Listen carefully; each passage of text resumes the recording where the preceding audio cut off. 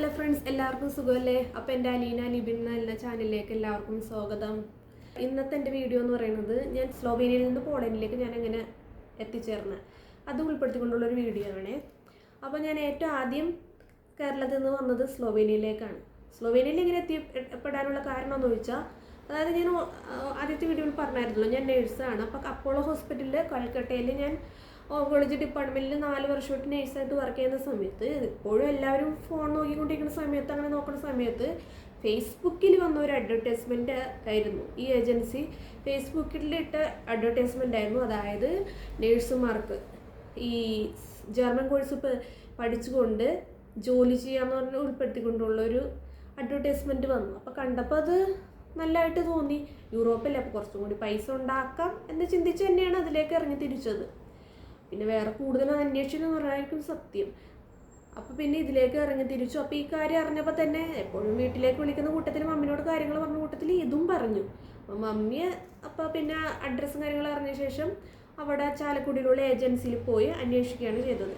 അപ്പോൾ കയറി ചെന്നപ്പോൾ തന്നെ കണ്ടത്, തൊട്ട് ഫ്രണ്ട് ഉള്ളിൽ തന്നെ കണ്ടത് മാതാവിൻ്റെ കുരുക്കഴിക്കുന്ന മാതാവിൻ്റെ ഒരു രൂപം. എൻ്റെ മമ്മയാണെങ്കിലും മാതാവിൻ്റെ ഭയങ്കര വിശ്വസ്തയാണ്. അപ്പോൾ കുരുക്കഴിക്കുന്ന മാതാവിനെ രൂപം കണ്ടപ്പോൾ വിചാരിച്ചു ചതിക്കില്ല എന്ന് പറഞ്ഞു. അപ്പോൾ തുടക്കത്തിൽ തന്നെ 35,000 രൂപ അവിടെ അടച്ചു, പിന്നെ 50,000 അടച്ചു. പിന്നെ ഈ ഓരോരോ പേപ്പർ വർക്കുകൾ അതും ഇതും എന്നൊക്കെ പറഞ്ഞ് ഇങ്ങനെ ഓരോ ഇങ്ങനെ പൈസ ഇങ്ങനെ പോയിക്കൊണ്ടിരിക്കണം. അതിൻ്റെ അടുക്ക് മാസങ്ങളിങ്ങനെ കൂടിക്കൊണ്ടിരിക്കുക. ERC എപ്പോഴാകും പോകുന്നത് ചോദിക്കുമ്പോൾ ഇപ്പം ആകും, നാളാകും എന്ന് പറഞ്ഞ് ഇങ്ങനെ മാസങ്ങൾ പോയിക്കൊണ്ടിരിക്കുക.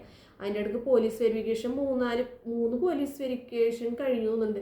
ഇതിനു വേണ്ടി പാസ്പോർട്ട് എടുക്കുന്നത് ഈ സമയത്താണ്. ഞാൻ ആദ്യമായിട്ട് പാസ്പോർട്ട് വെരിഫിക്കേഷൻ കഴിഞ്ഞു. പിന്നെ അതിന് പോലീസ് വെരിഫിക്കേഷൻ ഇങ്ങനെ 3 പ്രാവശ്യം അതിന് വേണ്ടി പോയി. പോലീസുകാർ എന്നെ ചോദിച്ചു, നിനക്ക് പോകാറായില്ലെന്ന് ചോദിച്ച അവസ്ഥ വരെ എനിക്ക് ഉണ്ടായിട്ടുണ്ട്. പിന്നെ ഇതിലേക്ക് ഇറങ്ങിയിരിക്കുന്ന സമയത്താണെങ്കിൽ കഷ്ടകാല നേരത്തിനാണ് ഞാൻ എൻ്റെ അപ്പോളോ ഹോസ്പിറ്റലിൽ വർക്ക് ചെയ്യുന്ന ജോലി ഉപേക്ഷിച്ചിട്ടാണ് ഇവിടെ വന്നത്. അപ്പോൾ 1.5 കൊല്ലത്തോളം വീട്ടിൽ കുത്തിരി അതായത് ആ ഉള്ള സമയത്ത് നമുക്കെന്തൊരു ആവശ്യം വരുമ്പോൾ, ഞാനപ്പോൾ ഹസ്ബൻഡിൻ്റെ വീട്ടിലാണല്ലോ ആശ്രയിക്കണമെന്നല്ല. നമ്മുടെ വീട്ടിൽ പോകുമ്പോൾ മമ്മിയോടല്ലെങ്കിൽ ഇവരോട് പൈസ ചോദിക്കുക, അവർ പൈസ തരും. പക്ഷെ ചോദിക്കുമ്പോൾ നമ്മുടെ കയ്യിൽ പൈസ ഇല്ലാണ്ട് മറ്റുള്ളവരോട് ചോദിക്കേണ്ട ഒരു അവസ്ഥ വല്ലാത്തൊരവസ്ഥയാണ്. ജോലി കയ്യിലൊരു പൈസ, അതായത് ഞാനിപ്പോൾ പെട്ടെന്ന് ജോലി ചെയ്തുകൊണ്ടിരുന്നതാണല്ലോ. അപ്പോൾ എനിക്ക് മറ്റുള്ളവരോട് ചോദിക്കേണ്ട അവസ്ഥ വന്നിട്ടില്ല. പിന്നെ ജോലിയിലാണ്ട് അത്രയും മാസം ഇരിക്കുമ്പോൾ ഓരോ ആവശ്യങ്ങൾക്ക് വേണ്ടി ഒരു 10-100 ആയാലും 100 ആയാലും അവരോട് ചോദിക്കേണ്ട ഒരു അവസ്ഥ വരുമ്പോഴേ അതൊരു വല്ലാത്ത ബുദ്ധിമുട്ടായിരുന്നു കേട്ടോ. അത് ഓർക്കുമ്പോൾ എനിക്ക് ഇപ്പോഴും വല്ലാത്ത സങ്കടം തോന്നും. പക്ഷെ അതെന്താ ചെയ്യാം, ലൈഫല്ലേ, അങ്ങനെയൊക്കെ എന്തെങ്കിലുമൊക്കെ ഉണ്ടാവുമല്ലോ അതൊക്കെ. അപ്പോൾ അങ്ങനെ ഓരോ ഏജൻസി പിന്നെ 3 പ്രാവശ്യത്തോളം ഈ പറഞ്ഞ പോലെ ഈ ഫ്ലൈറ്റ് ടിക്കറ്റ് അതൊക്കെ കാണിക്കണമെന്ന് പറഞ്ഞ് ഈ 3 പ്രാവശ്യത്തോളം അത് ക്യാൻസൽ ചെയ്യുക, പിന്നെയും വീണ്ടും ബുക്ക് ചെയ്യുക, ക്യാൻസൽ ചെയ്യുക, അങ്ങനെ 3 പ്രാവശ്യത്തോളം അതിന് വേണ്ടിയൊക്കെ പൈസ പോയി. സ്ലോവേനിയൻ ലാംഗ്വേജിലേക്ക് പേപ്പർ വർക്കിൽ ട്രാൻസാക്ഷൻ ചെയ്യാൻ വേണ്ടി നല്ലൊരു പൈസ പോയിട്ടുണ്ട്. പിന്നെ പേപ്പർ കുറേ കാര്യങ്ങൾ, പിന്നെ ഇതിനു വേണ്ടി ഞാൻ പഠിച്ച നേഴ്സിംഗ് കോളേജിൽ ഓരോരോ വർക്ക് ഇതിലോട്ട് ഇറങ്ങിത്തിരിക്കുമ്പോൾ നല്ല രീതിയിൽ തലക്ക് ഭ്രാന്ത് പിടിക്കും. പിന്നെ അതിനുവേണ്ടി സ്പോൺസറിന് വേണ്ടി അക്കൗണ്ടിലേക്ക് 10 ലക്ഷം അങ്ങനെ കാണിക്കാൻ വേണ്ടി, പിന്നെ അവർക്കൊരു തുക കൊടുക്കൽ, പിന്നെ അത് തിരിച്ചു കൊടുക്കാൻ വേണ്ടി അതിൻ്റെ പിന്നിലടക്കൽ, ഈ ഫോൺ വിളിച്ചെടുക്കാണ്ടിരിക്കുക. പിന്നെ ഇതിൻ്റെ മെയിൻ താല്പര്യം എന്ന് പറഞ്ഞാൽ പെണ്ണുപിള്ളയാണെങ്കിൽ എന്തെങ്കിലും വിളിച്ചു കഴിഞ്ഞാൽ അപ്പം തന്നെ എൻ്റെ മമ്മി വിളിച്ചു കഴിഞ്ഞാൽ സോപ്പിട്ട് അങ്ങനെ പതപ്പിച്ച് വെക്കും. പെണ്ണുപിള്ളെ ഇതുവരെ നേരിട്ട് കണ്ടിട്ടില്ല. അന്ന് TRCയുടെ കാര്യത്തിന് വേണ്ടി ബയോമെട്രിക് വേണ്ടി ഡൽഹിയിലായിരുന്നു പോയ സമയത്ത് പോലും ഈ പെണ്ണുപിള്ളെ കണ്ടിട്ടില്ല. ഈ പെണ്ണുപിള്ളെ പറഞ്ഞത് 6 മാസം കഴിഞ്ഞ് നിങ്ങൾക്ക് ഓസ്ട്രേലിയയിൽ പോകാം, പിന്നെ പഠിച്ചുകൊണ്ട് എന്നെ അവിടെ വർക്ക് ചെയ്യാം. അതായത് പിന്നെ ഞാൻ സ്ലോവേനിയയിലേക്ക് എത്തിപ്പെട്ടപ്പോൾ അവരങ്ങനെയൊന്നും പറഞ്ഞിട്ടേ ഇല്ല എന്നാണ് പറയണത്. അത് അങ്ങനത്തെ ഒരു സാധനം പറഞ്ഞിട്ടേ ഇല്ല. ഞാൻ അന്തിച്ചു പോയി. അതായത് ഞാൻ ക്ലാസ്സിലേക്ക് വന്നപ്പോൾ ട്യൂട്ടോറിയൽ, പ്രത്യേകിച്ച് വേറെ ഒന്നും പറയാനൊന്നുമില്ല, ട്യൂട്ടോറിയൽ അത് തന്നെ. ഉള്ളിലോട്ട് കയറിയപ്പോയാ ഗൂഗിൾ മീറ്റിൽ ഞാൻ കുറേ പേരൊക്കെ ഉണ്ടായിരുന്നു. അതിൻ്റെ ഒരു അംശമല്ലോ, കൂടിയൊന്നൊരു 10-12 പേര്, അതിൽ കൂടുതൽ ആൾക്കാർ. അപ്പോഴും എനിക്ക് അവിടെ കത്തിയില്ല. പിന്നെ എന്നപ്പോഴാണ്, അതായത് അവിടെ ആദ്യം ജോലിക്ക് കയറി.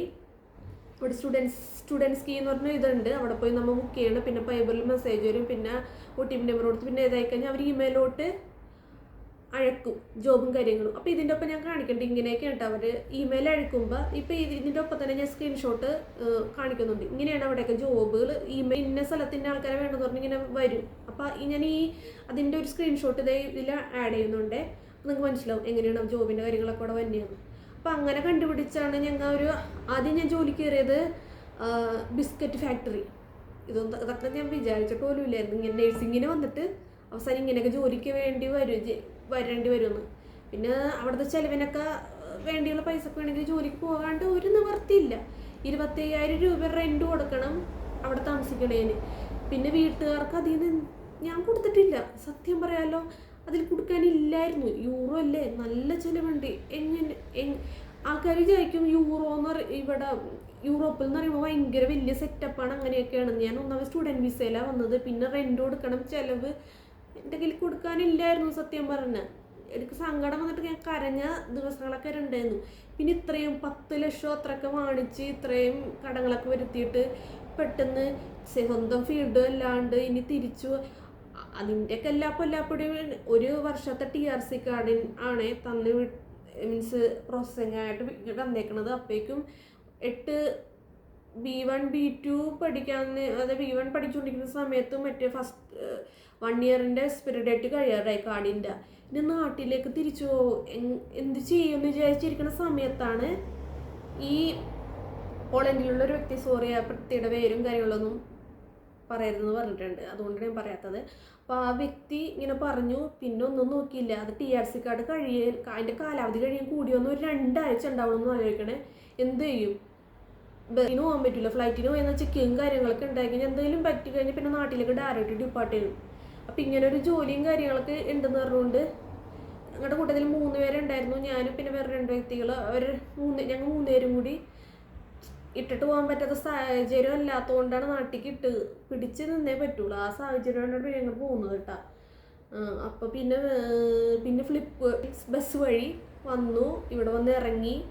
അപ്പോഴേക്ക് ഇവിടുത്തെ ഏജൻസിക്കാരുടെ വണ്ടി വന്നു, ഞങ്ങൾ അവിടെ നിന്ന് ഇവിടേക്ക് കൊണ്ടുവന്നു. ഇതിൻ്റെ അകത്തോട്ട് വരുന്ന വഴിയാകെ നോക്കിയപ്പോൾ ഏതാണ്ട് മറ്റേ വയനാട്ടിലേക്ക് പോണ ഒരു ഫീലാണ്. അപ്പുറം ഇപ്പുറമൊക്കെ കാട്. എൻ്റെ മനസ്സിലുള്ള സ്ലോവേനിയ ഏകദേശം ഒരു ഗ്രാമവും തണുപ്പും കാര്യങ്ങളും അതൊക്കെയാണെങ്കിലും കണ്ട ഒരു സിറ്റി ഒരു ലെവലുണ്ടായിരുന്നു. പക്ഷെ ഇത് ഒരു ഡിഫറെൻറ്റ്, ശരിക്കും പറഞ്ഞ ഒരു ഗ്രാമം, ഏതാണ്ട് നമ്മുടെ വയനാടോ അതൊക്കെ പോലെയുള്ള ഒരു ഫീലായിരുന്നു ഇവിടേക്ക് വന്നപ്പോൾ. ഇവിടെ വന്ന് ഇറങ്ങി.